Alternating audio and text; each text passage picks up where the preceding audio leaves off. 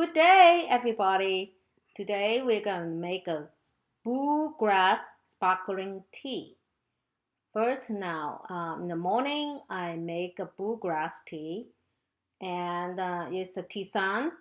Inside, I have blueberry, hibiscus, apple, and a rose hip, and lemongrass.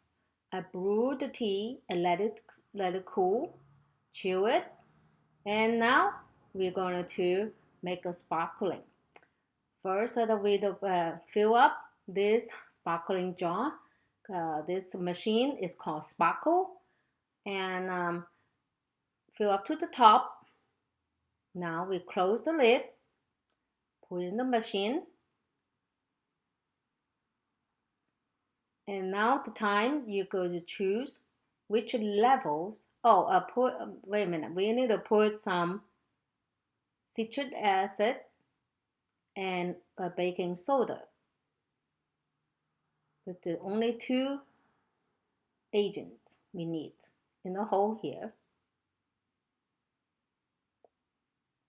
Cover the lid. Now it's really the time you choose the level. Choose the number 4. See how many bubbles you want to have. It's usually to take about 5 minutes. So using this machine, Spärkel, which is good to make your own sparkling tea, water, and you save your plastic bottle waste, can, environmental friendly, and also you have your own lovely tisane to be the sparkling drink. You don't need to drink the food color, and it's very healthy and nutritious.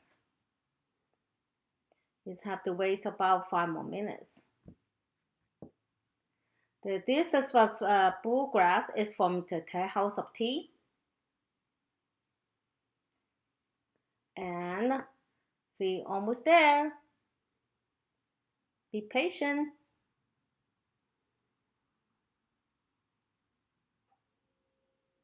Oh, the tip for doing to tell you about this hibiscus.